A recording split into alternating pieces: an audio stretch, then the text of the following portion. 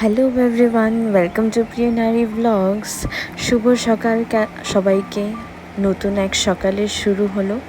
আজ শুক্রবার, তো অফিস আছে, তাই আমি ইন্ডাকশানে একটা ভাজা বসিয়ে দিচ্ছি, বিন আলু ভাজা।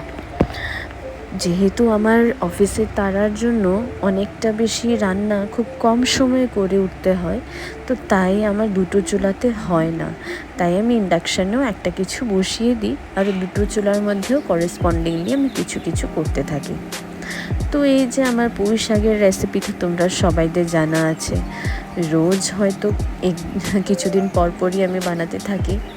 তো সেইভাবেই পুঁই শাকটা করে নিলাম, আর একদিকে বানাবো হয়েছে পটল আলুর তরকারি।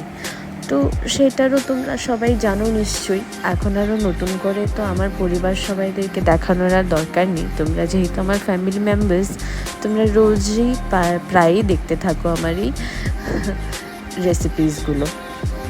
তো এই যে আমার পটল আলুর তরকারিটাও শেষের পথে, গরম মশলা দিয়ে নামিয়ে ফেলবো। পুঁই শাক হয়ে গেছে, এই যে ভাজিটা যে বললাম সেটাও রেডি, আর এইদিকে পটল আলু তরকারিও রেডি। এবার আমার সময় যেহেতু অনেক কম আছে, তো মামুনি রুটিটা বানাবে, ততক্ষণে আমি গিয়ে স্নান করে রেডি হয়ে গেলাম অফিস যাওয়ার জন্য।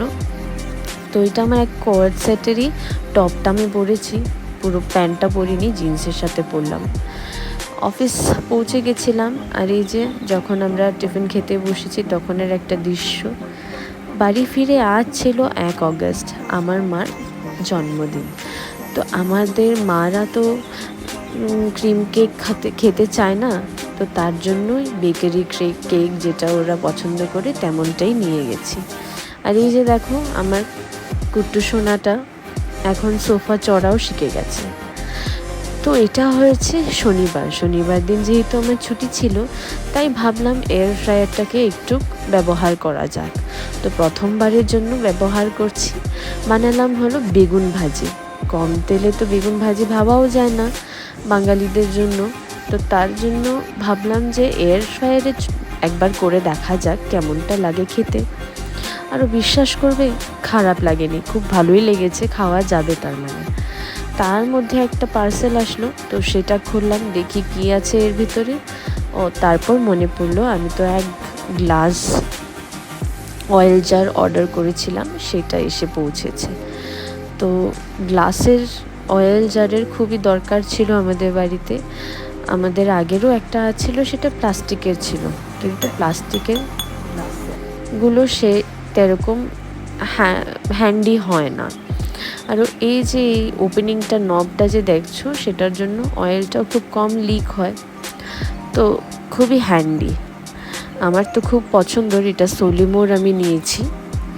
তারপর আমি কি করলাম, বেগুন ভাজিটাকে আবার উল্টিয়ে আবার কিছুক্ষণ সময়ের জন্য বসালাম। এই দেখো কি পারফেক্ট হয়েছিল বেগুন ভাজিগুলো। খেতে যদিও তেলের মতন লাগছিল না, কিন্তু হ্যাঁ ভালো ছিল, মন্দ ছিল না।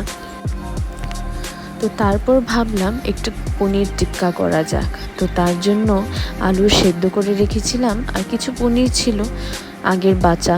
তো সেই পনির টুকুটা দিয়ে একটু নুন দিয়ে, হলুদ, লঙ্কার গুঁড়ো, আরও